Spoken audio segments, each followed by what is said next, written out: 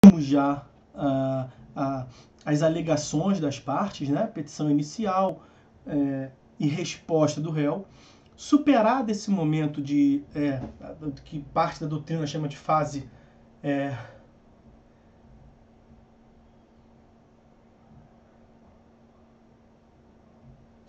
a fase inicial, a fase de alegação, superado esse momento, é chegada às providências preliminares. No capítulo do Código de Providências Preliminares, ele vai lá do artigo 344 ao artigo 346. Artigo 344 a 346. Boa parte do que consta dele nós já falamos aqui. Mas o que eu quero que os senhores percebam é o seguinte. Além desse, em primeiro lugar, é que está muito mal feito esse capítulo do Código de Providências Preliminares. Eu vou mostrar isso para vocês. Tanto esse capítulo quanto o próximo de julgamento conforme o estado do processo, a estruturação do código não ficou legal não, tá? Vamos ajustar isso aqui. E aí, nesse contexto de ajustar, o que nós temos que fazer é entender o que significa essas providências preliminares. Porque ao entender o que significa as providências preliminares, os senhores verão que... Eu estou ficando maluco. 344 a 346 é a revelia, meus amigos. Me perdoem. Eu vou colocar até de novo aqui. 344 vai do 3... A providência preliminar vai do 347 ao 353, que depois já é o julgamento conforme o estado do processo. Então, deixa eu ver se consigo até apagar isso aqui. Acho que não, né? Esqueçam essa parte de cima. Quem já copiou eventualmente no caderno, peço desculpa. Agora que está certo. Providências preliminares, artigo 347 a 353. A lógica das providências preliminares é para que o juiz evite nulidades. Os institutos que nós veremos aqui, os senhores entenderão nesse sentido. O que os senhores têm que entender é que as providências preliminares é um momento do código, é um momento do procedimento no qual o legislador está, por meio do código, chamando a atenção do juiz que ele tem que ter cautela, porque até agora o processo veio de modo retilíneo, vamos assim dizer, né? Um fato leva o outro, que leva o outro, designou a audiência, não acabou com o processo, é o momento de resposta do réu. Agora é chegado o momento que o juiz tem que parar um pouquinho, descansa um pouquinho, reflete um pouquinho, para ver o que vai fazer. Porque a depender do que vier a acontecer no processo, nós podemos ter uma nulidade. Então o juiz tem que fazer com cautela para evitar nulidade. E se ele já constatar nulidade, ele corrige a nulidade. Nós já falamos isso aqui em diversas oportunidades, o princípio da primazia da resolução do mérito. Sempre que o juiz encontra um vício no processo, ele vai superar esse vício sempre que for possível. É a ideia de saneamento do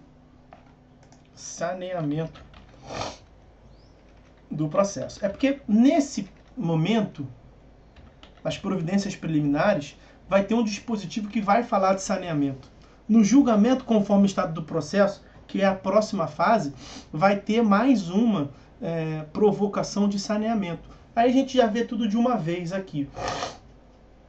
Saneamento tem a ver com a instrumentalidade das formas, com o processo civil da efetividade, com o princípio da primazia da resolução do mérito. Os senhores podem anotar aí por todos.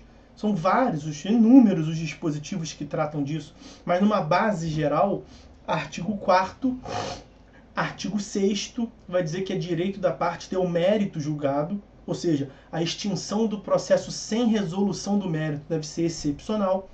E o artigo 139, inciso 9º, eu gosto muito do 139, inciso 9º, vou até trazer ele aqui para vocês. O 139, ele prevê os poderes do juiz.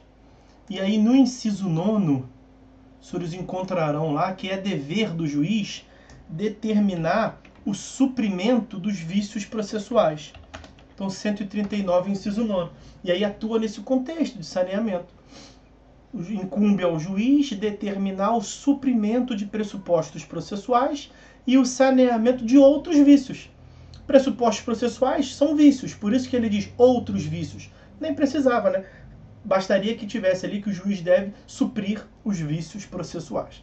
Ele foi redundante, tudo bem, quis falar dos pressupostos processuais diretamente e falou também de qualquer outros vícios processuais.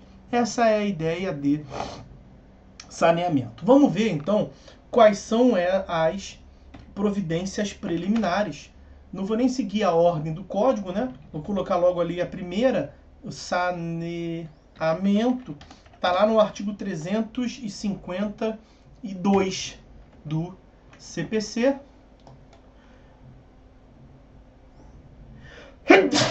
Ai, me perdoe, matei quem estava me matando. Tava com esse espirro preso, é muito ruim. Espirro frustrado é uma coisa muito ruim. O saneamento está aí, ó. Verificando a existência de irregularidades ou de vícios sanáveis, o juiz determinará sua correção em prazo nunca superior a 30 dias. Isso é saneamento. É claro que é só em vícios que sejam sanáveis, porque se o vício for insanável, o próprio nome já diz, o que não tem remédio, remediado está. Se o vício é insanável, a solução é a extinção do processo. Não tem o que fazer. Mas se o vício é sanável, a solução é a correção dele. Está ali. Essa é a primeira providência preliminar. Mas essa consequência, quero deixar isso bem claro, o saneamento não é uma exclusividade dessa fase do processo das providências preliminares. Então, o código foi redundante aqui. Na verdade, em qualquer momento que se verificar um vício sanável, o juiz deve providenciar o seu saneamento, a sua correção. Então está vista aí a primeira das providências preliminares. Segunda das providências preliminares é o que o código chama, vou pegar aqui, seção primeira, que é composta por 2 artigos, eu não sei nem se vai vir, se virão os 2.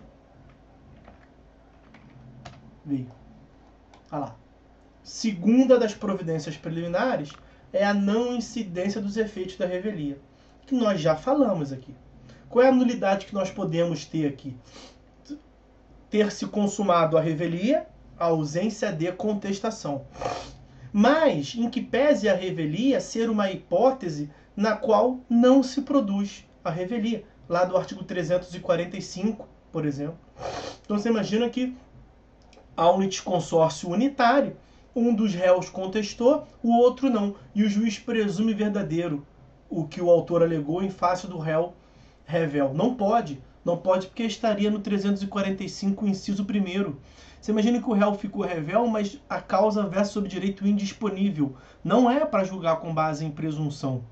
Então a lei está deixando claro, assim, excelência, cuidado, que o fato de ter revelia não significa necessariamente presunção de veracidade. E aí, não tendo presunção de veracidade, cognição não é a junção de alegações e provas? Provas ou presunções. Se não tem presunção e não tem prova, qual é a consequência? Pedir prova. Vai ter que produzir prova. Ou seja, tendo revelia, mas não tendo o efeito material da revelia, precisa de prova. É o que o 348 vai dizer. Se o réu não contestar a ação, revelia. O juiz, verificando a inocorrência do efeito da revelia previsto no artigo 344, pode resumir isso aí. O juiz, não presumindo verdadeiro, ordenará que o autor especifique as provas que pretenda produzir, se ainda não as tiver indicado. Vejam como é que quando eu disse lá no 319, inciso 6º, que ele diz lá que o autor deve especificar a prova, eu lá atrás falei para vocês, isso aqui é um requisito mais ou menos, porque pode ser que o autor não saiba ainda as provas que pretende produzir. Tanto é assim que o 348 vai dizer, lá na frente, que se ele não tiver especificado, ele vai especificar agora. Tá vendo? Eu disse lá atrás, é chegado um momento adiante no processo, perto da instrução probatória, que o juiz chama as partes para especificar o meio de prova. Ok? Aí o 349, que nós já vimos também. O 348 consiste o quê? Vamos fechar o 348 e comparar ele com o 349. No 348, nós temos o efeito, nós temos a revelia, mas nós não temos o efeito material da revelia. Não temos a presunção de veracidade. Se não tem presunção, o juiz não pode julgar se não tiver prova. E ele vai exigir prova. No 349, nós temos revelia, e mesmo que tenhamos o efeito material da revelia, a presunção de veracidade, o que nós vimos no 346? Que o réu pode aparecer no processo a qualquer momento, né? O réu entra no processo, 346, parágrafo único, e qual é a sua finalidade? Produzir prova em sentido diverso da presunção, ou apresentar as alegações que não se sujeitam à preclusão, né? Então o réu pode também apresentar as objeções. 349 vai dizer que ao réu revel é lícita a produção de provas.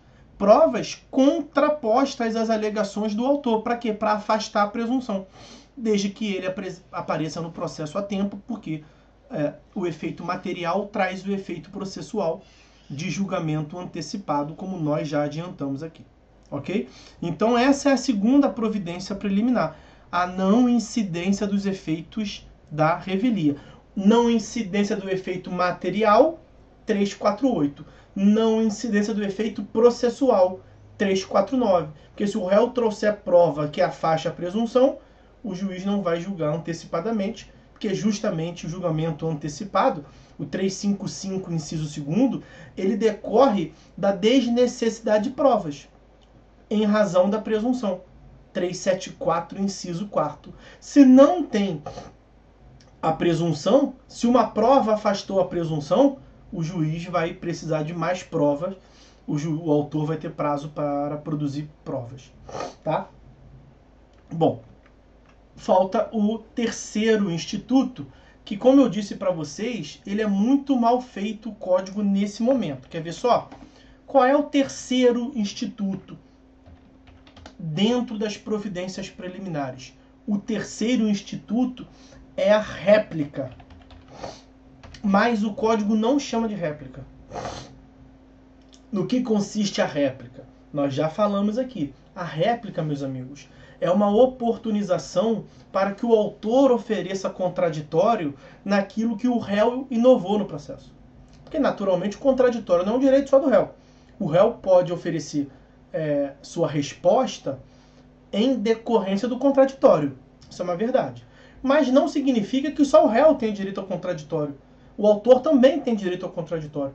Então, quando o réu, na sua defesa, traz uma matéria nova, o autor tem direito de ser ouvido sobre ela, em réplica.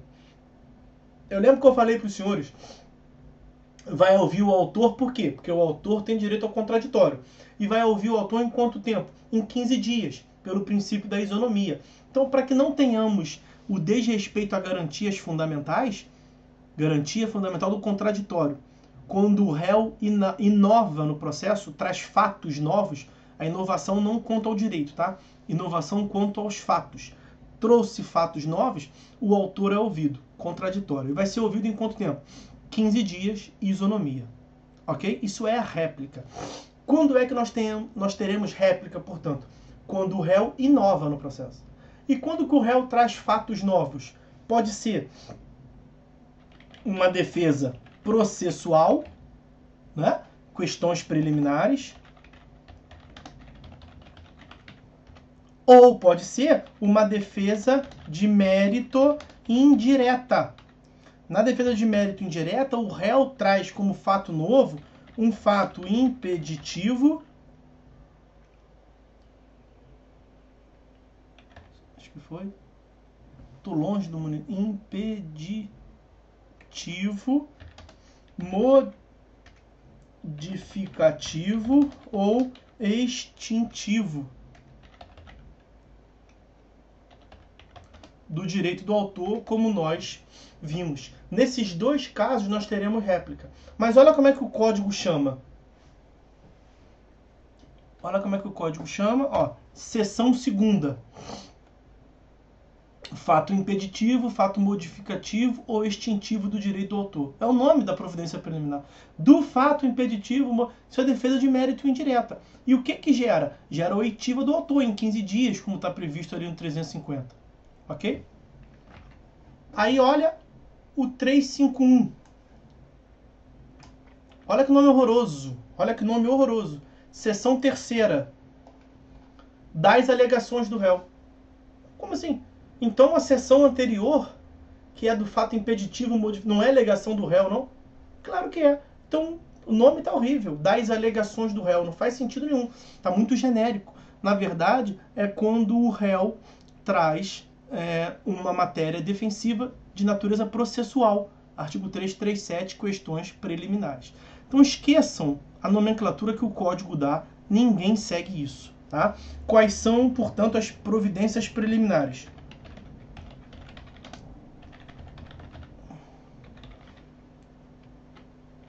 Primeira das providências preliminares. Agora eu vou seguir uma ordem mais organizada. É a não incidência dos efeitos da revelia. Segunda das providências preliminares é a réplica.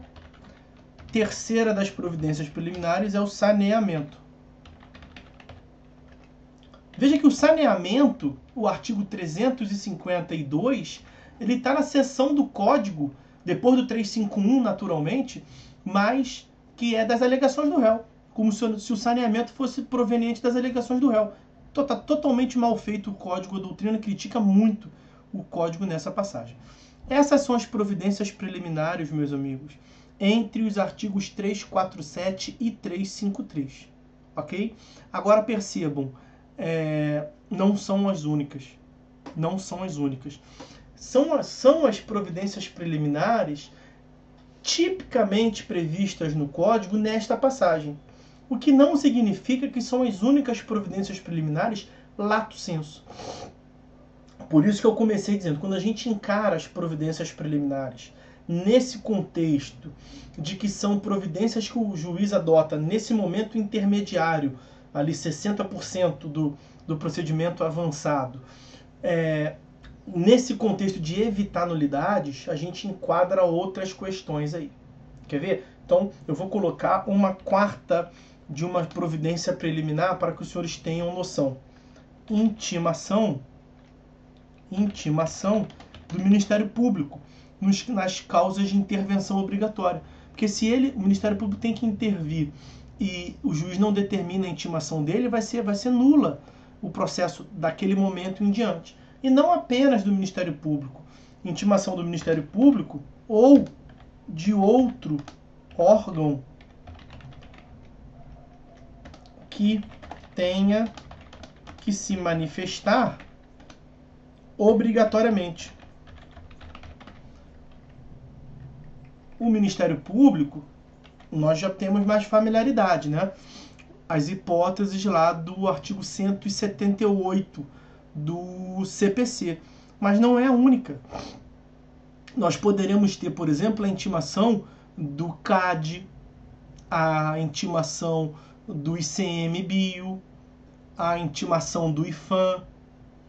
São autarquias que, no âmbito de sua atuação, têm intervenção obrigatória, prevista na lei própria de regência deles. O IFAM, não sei se eu falei, o ICMBio, o IBAMA, o CAD, ok? A CVM.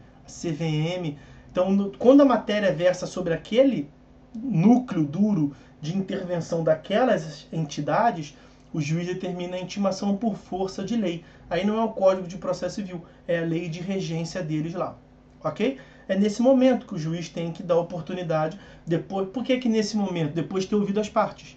O autor alegou, o réu alegou. Se for o caso, ouvimos o autor de novo em réplica. As partes, os sujeitos parciais, já se manifestaram? Já alegaram? Já espernearam? Já falaram o que tem que falar? Perfeito. Agora vamos ver se tem mais alguém para se pronunciar de forma obrigatória nesse processo. Não está nesse capítulo do Código, mas tem a mesma finalidade. Quer ver? Uma outra providência preliminar que tem a ver com isso que nós estamos falando aqui, a intimação do autor barra a citação de terceiro na hipótese de reconvenção. Se o réu ofereceu reconvenção, o juiz pode avançar com o processo, de modo que lembra que na reconvenção temos um processo com duas demandas, né? A demanda originária. Na demanda originária do autor, o réu foi ouvido, o réu teve contraditório, tanto teve contraditório que ele ofereceu até reconvenção. Aí o juiz segue com o processo. E na demanda reconvencional, só o réu falou. Será que é possível isso? É evidente que não. Teremos uma nulidade, evidentemente. E a própria lei determina a intimação do autor para a manifestação, a citação do terceiro, porque nós vimos que a reconvenção não se limita apenas entre as partes, né? O réu reconvinte pode ter um terceiro como litisconsórcio ativo na reconvenção e o autor reconvido pode ter um litisconsórcio passivo na reconvenção. E aí você vai intimar o autor, que ele já faz parte da relação processual, e você vai citar o terceiro, que vai atuar como sujeito passivo na reconvenção ao lado do autor. Eles vão ter direito ao contraditório, naturalmente. O juiz não pode comer mosca aqui, senão temos nulidade.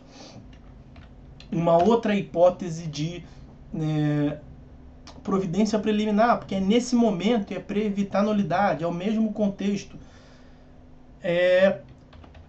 As intervenções de terceiro forçada. Intervenções de terceiro forçada. Nessas intervenções de terceiro, como por exemplo a denunciação da lide, como por exemplo o chamamento ao processo, você tem que ouvir o terceiro que foi trazido. Você tem que ouvir o chamado, você tem que ouvir o denunciado, né? Imagina que o réu propôs, mesmo exemplo lá de acidente de trânsito, o autor foi a juízo em face do réu. O réu moveu uma reconvenção em face do autor, mas o réu também moveu uma denunciação. É possível que o réu conteste, que o réu ofereça reconvenção, que vai vir dentro da contestação, e que o réu traga uma denunciação da lide, que vem dentro da contestação também. Então, na contestação, nós podemos ter várias manifestações. O réu pode, por exemplo, falar assim, ó, o juiz, excelência, estou trazendo a seguradora como uma ação regressiva e eventual denunciação da lide, artigo 100, dá um pulinho lá, no artigo 125, mais precisamente o 126 vai prever, ó, 125 são as hipóteses de reconvenção. Não vou colocar ali no chat não, para não estar tão bonitinho ali a sequência da ordem. Anotem aí, 126, denunciação da lide na contestação, 131, chamamento ao processo. Então, nessas modalidades de intervenção de terceiros, você tem que ouvir o terceiro, a seguradora, a denunciada, no caso da denunciação proposta pelo réu, ou se for um caso de solidariedade, de co-obrigação, o chamado, o devedor que deve tanto quanto o réu. Se ele na contestação, portanto, trouxe uma denunciação, uma intervenção de terceiro coercitiva, uma intervenção de terceiro forçada, tem que ouvir o terceiro, né? O denunciado ou o chamado, naturalmente. Uma outra hipótese de providência preliminar, e a última, a gente para por aqui. Não sei se vocês vão lembrar, no final da última aula, salvo engano, eu falei assim, vimos um estudo sobre a revelia. Na verdade, tem uma coisinha que nós temos que ver na providência preliminar, que é o próximo tópico. Eu deixo para ver aqui, porque é o seguinte, nós temos a revelia, artigo 344, temos o efeito material da revelia, parte final do artigo 344, que é a presunção de veracidade.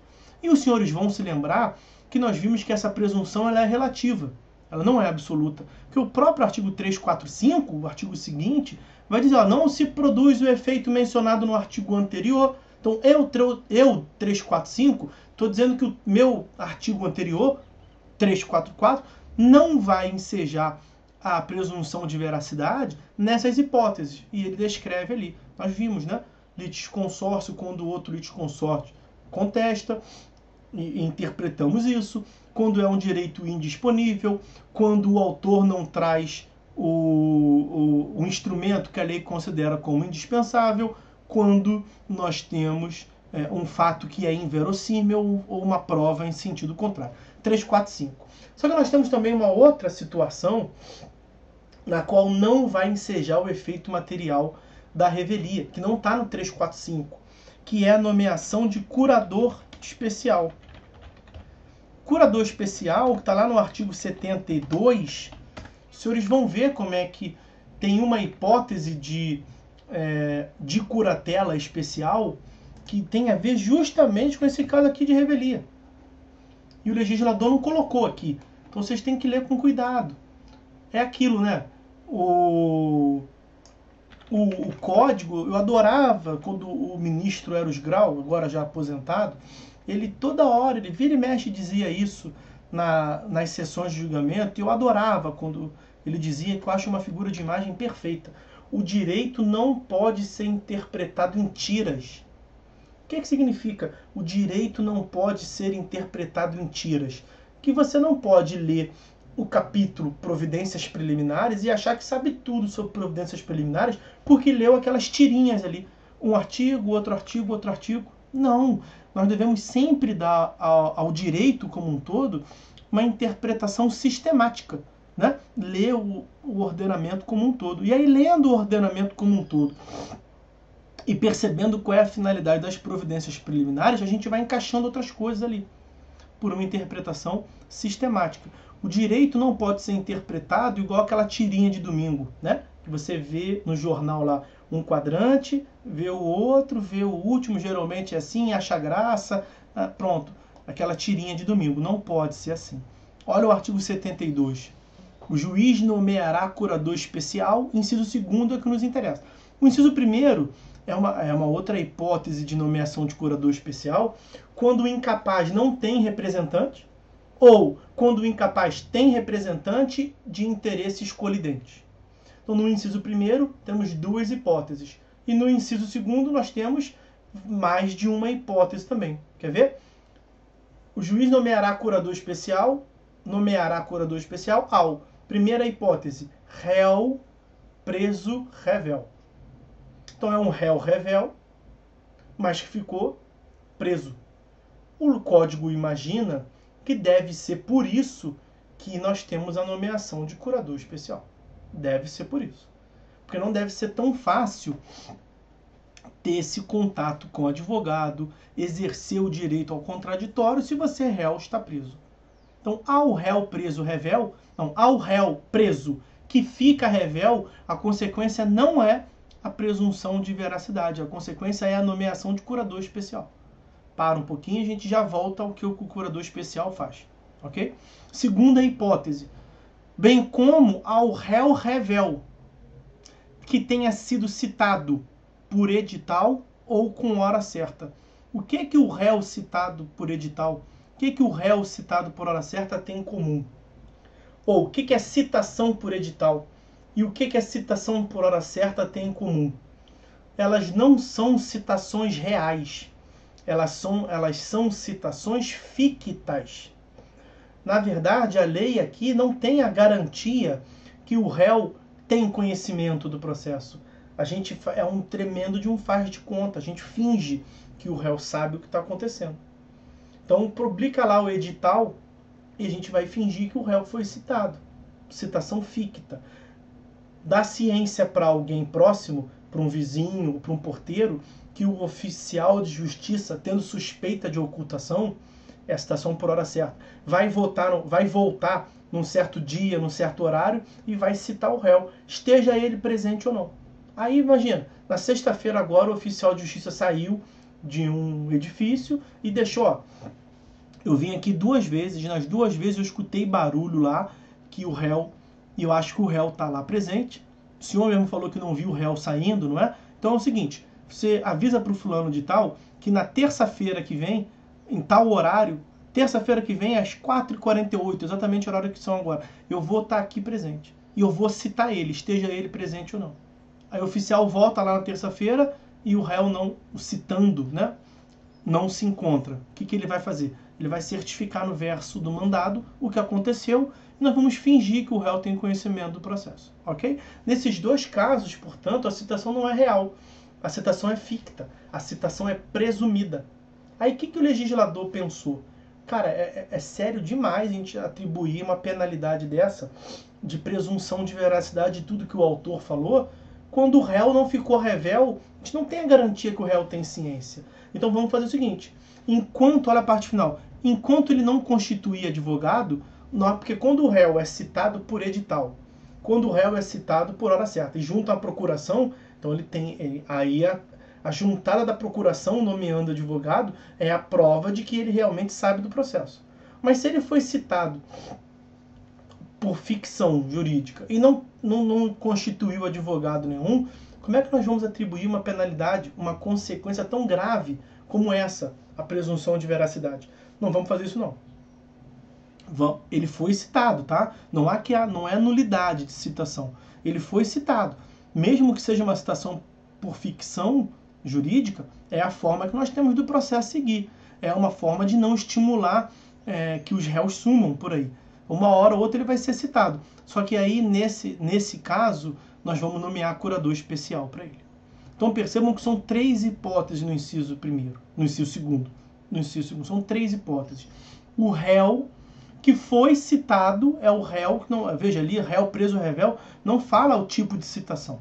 O réu foi citado, mas está preso. Seja porque ele foi preso depois da citação, ou ele já estava preso e foi citado preso, pouco importa. Se o réu preso ficar revel, nomeia-se curador especial para ele. Porque a lei está presumindo aqui, na verdade, que ele teve dificuldade para constituir advogado. Ele não pode sair por aí procurando advogado que ele está preso. Segunda hipótese, o réu citado por edital que ficou revel, enquanto não constituiu advogado. E a terceira hipótese, o réu citado por hora certa, que ficou revel, enquanto não constituía advogado.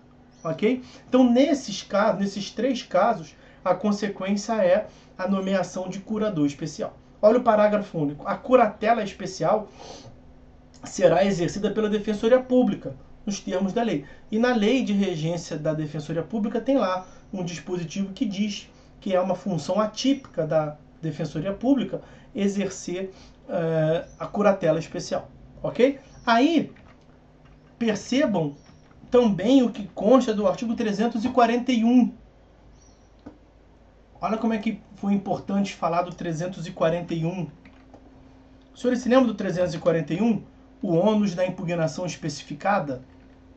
Aí olha o que o parágrafo único desse artigo 341 nos diz. Ó, o ônus da impugnação especificada dos fatos, que eu falei para vocês, entre aspas, é uma revelia fatiada, né? É uma parcela de uma revelia, porque vai se presumir verdadeiro o que não foi impugnado. Mas se teve impugnação parcial, é porque teve contestação. Então é como se fosse uma revelia, mas não em relação a tudo. É uma revelia em relação a uma parcela. Isso é atécnico, porque revelia é a ausência de contestação. Na verdade, é o efeito da revelia, né? A presunção de veracidade que não se aplica a tudo. A presunção de veracidade que se aplica a uma parcela das alegações, ok? Só que olha o parágrafo único. Esse ônus da impugnação especificada, essa presunção de veracidade ao que não foi impugnado, não se aplica ao defensor público, ao advogado dativo e ao curador especial. Então é o seguinte, o que é o ônus da impugnação especificada? É o fato de que ele tem que impugnar fato por fato. Ele não pode trazer uma contestação genérica. Não se admite contestação genérica no processo civil. Mais cedo aqui nós fizemos um contraponto com o processo penal, né? E no processo penal, eu já vi que a Vanessa trouxe lá, eu já vou dar atenção para ela. No processo penal nós temos a negativa geral, né? A defesa por negativa geral. Então o acusado vem manifestar que não prospera as acusações do Ministério Público, como se ficará comprovado na instrução probatória. Ok, exerceu o direito de defesa. No processo civil não se admite negativa geral, salvo parágrafo único, salvo a Defensoria Pública, o advogado ativo e o curador especial. Então, nesse caso, qual é a consequência que nós teremos? em qualquer um dos casos das 3 hipóteses do 72, inciso 2º. Nós tivemos revelia, mas em que pese a revelia, vai ser nomeado curador especial. E o curador especial vai apresentar uma negativa geral. Não vai ter, portanto, o efeito material da revelia de presunção de veracidade. Aí a Vanessa pergunta lá, ó, professor, a curatela especial será sempre exercida pela Defensoria Pública? Sim e não. Sim, é o certo. A curatela especial é exercida pela Defensoria Pública. Qual é o problema? Qual é o não aqui? Tem até um dispositivo, até na própria Constituição, que trata disso. Não sei se os senhores já ouviram falar da tese da inconstitucionalidade progressiva. Ela vai se tornando inconstitucional com o tempo, com o passar do tempo. Por que isso? Porque a Defensoria Pública, meus amigos, ela não tem em todo lugar do Brasil, né? A Defensoria Pública, em São Paulo, por exemplo, há cerca de 10 anos atrás, talvez até menos, foi quando teve o primeiro concurso da Defensoria Pública. Em São Paulo não tinha Defensoria Pública, há cerca de 10 anos atrás. E a Constituição de 88. Então o que a Constituição disse? Que o Ministério Público exerce essa função quando a Defensoria Pública não existe. Então, por isso que eu respondo para você, Vanessa, sim e não. Por que sim? Porque é o certo, é a regra. E por que não? Porque pode ter lugar que não tenha Defensoria Pública. Então a interpretação que o STF já fez é no seguinte sentido: aonde estiver instalada a Defensoria Pública, é uma atribuição da Defensoria Pública. No local onde não estiver instaurada a Defensoria Pública, é uma função do Ministério Público. E se houver uma incompatibilidade entre o Ministério Público, a nomeação de advogado dativo. A tendência é que, com o passar do tempo, acabe a advocacia dativa, advogado dativo, e acabe esta função atípica do Ministério Público. Tá? Então, onde tem Defensoria Pública instaurada, sim, é uma função da Defensoria Pública sempre. Veja que o 72, parágrafo único, é expresso nesse sentido, né? A curatela especial será exercida pela Defensoria Pública, mas é pela Defensoria Pública onde existe a Defensoria Pública, evidentemente. Ok? Então percebam aí, meus amigos, como é que as providências preliminares, na verdade, é uma ordem de ideias. Os senhores têm que entender o que significa a providência preliminar. São atitudes que o juiz tem que adotar depois da fase em que as partes apresentaram as suas alegações, para que o processo não tenha nenhuma nulidade, não seja eivado de nulidade. E aí os senhores verão no capítulo próprio do CPC, artigo 347 a 353, uma redação horrorosa e a previsão ali de alguns institutos, 3 institutos, mas que são, na verdade, 7 ao total. Tem outras 4 providências preliminares que o juiz tem que adotar nesse momento para evitar nulidade e que não está no capítulo próprio do CPC. Ok? Vou tomar um ar aqui.